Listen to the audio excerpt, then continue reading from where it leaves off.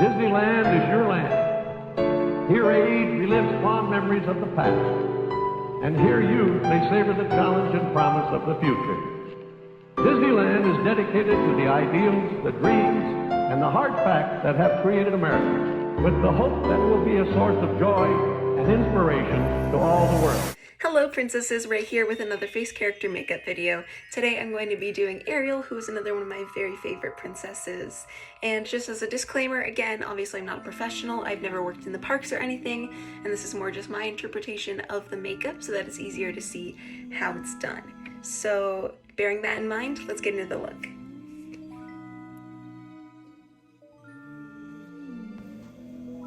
I decided to try something a little different for this video, and that I wanted to do it mostly voiceover to see how well that would work, because I remember last time there was a bit of an issue with the audio, so this time around I'm just going to see how it goes.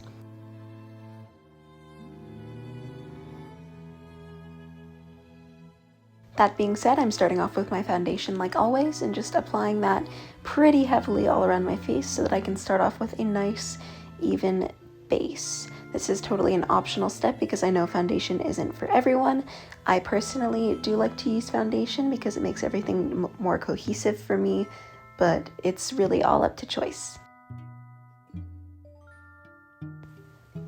I'm then going to go in with the powder and once again pack it pretty heavily on my face just to let everything sort of blend better.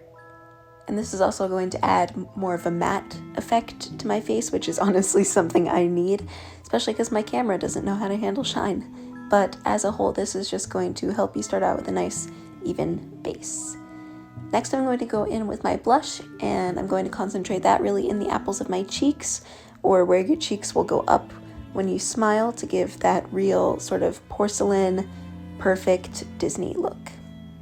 Alrighty, now that we've got the base of our face makeup done, I'm going to go back in with highlighter just to add a bit more dimension to everything and also a little bit of sparkle. And then once I'm done with that, I will go and start on the eyeshadow. As you can see there, I've started a little count to see how many times I start the speaking part of my videos with already, but what I'm going to do is go in with the same blue highlighter that I used for Cinderella and just put that all over the nose. I then decided to go in with the eyeshadow, and I'm going to start by putting a nice light color all over my eyelid just to give myself an even space to work with. After that, I'm going to take a light brown that's slightly darker than the tan, but it isn't too opaque yet, and really just define my crease and start adding shadows there, because the next thing we're going to do is go in with an even darker brown, of course lightly so you don't mess up like I just did. And you're going to blend that out so that there's really some more definition in the crease, because this is going to be, if you choose to do the orange and yellow like I'm doing, this is going to be the only really natural colored part of your eyeshadow. So it's always nice to have that bit of definition there. After I finish with the crease, I'm going to go back and put that lighter shadow back on top of my lid and fix any errors that I may have made in the process. I'm then going to take my yellow and orange shadows because Ariel, funny enough, actually wears orange and yellow shadow. I think it looks really nice with her wig especially, and in the nice teal meet and greet dress. But she has yellow on the inner corners of the eyes, and it is lighter than this, but this is the only really yellow eyeshadow that I have. So you're going to put that on the inner half of your eyelid, and then take the orange, which is also probably too dark, and blend that into the outer half of your eyelid. You don't really want to get it in the crease as much.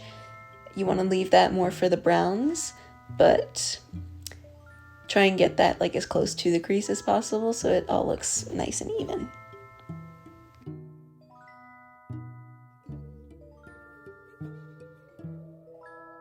Alrighty, now that we have our eyeshadow done, I'm going to go ahead and do eyeliner and mascara, and then I'm going to take a second to touch up any face makeup that gets washed out in the process. I'm not going to lie, I struggled a lot with the eyeliner here. For the most part, princesses wear very thin eyeliner, and of course it's all up to personal preference. I like to try and get as accurate as I can with my looks, but I do feel like Ariel is rather forgiving in her makeup, so I could go a little thicker with the liner, but most of the time all you really want to do with the eyeliner is define your upper lash line, make sure that it's there, and hide the lash band. of if you're wearing false lashes. I also went back and did mascara. I applied that pretty generously on the top and bottom lashes, just so that they could stay defined even when I go back and put on the false lashes. I also took a bit of time here to go back and touch up my blush and just make sure that everything looks nice. Alright, so we have the eyeliner and mascara done. I had a bit of trouble getting them even, but you know, this is my best attempt, so I'm gonna go ahead and put false lashes on. Again, this is a completely optional step. They do wear them in the parks, but if you're not comfortable with falsies, obviously you don't have to wear them. This is just personal preference for me.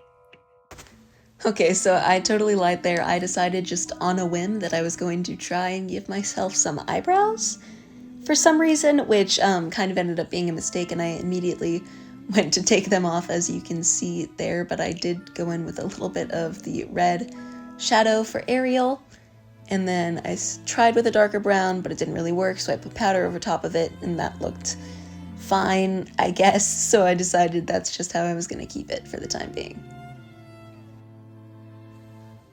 I also struggled with the false lashes. The first one went on great, and that's the clip that I'm going to be using in a second, but the second one was an interesting application, to say the very least. So you really want to make sure that you have enough glue on there, but you don't want to put too much glue, and you want to make sure it's really tacked down so it doesn't keep coming off. I try to fit it to the shape of my eyes as best as I can, which is a little difficult depending on your eye shape, but you can always reinforce it later. Alright, I've got my eyelashes on and we're almost done. I just need to go ahead and do my lips. So I'm going to go in with my lip liner, like I said, that I use for everything, and then a lighter, more corally, mermaid pun, lipstick. Looking back now, I can see that Ariel's lipstick is definitely more pink and less orange, which is contrary to what I expected. So honestly, the color would have been more like this lip liner and not the color that I went back with, but for my princesses especially, unless it calls for something really pink or red, I do like to stick with more neutral looks, simply because I think it draws attention to the eyes, and also, like, if it smudges or something like that, there won't just be streaks of pink lipstick all over my face. And so what I did for this is, after I filled it in with the lipstick, I kind of wiped away the edges, because that's, again, just a personal preference of mine, so that I can make my smile look more smiley. And then I went back and fixed the edges with powder, blotted the existing lipstick as much as I could to get rid of the shine, because I'm one for matte lipsticks personally.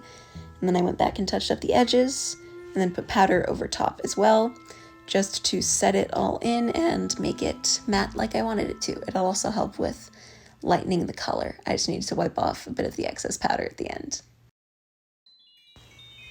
I also took a bit of this time, once again, to go back and fix up my blush, my highlighter, basically anything that would have gotten washed out when I did my eyes, or anything that I may have, like, wiped off by accident.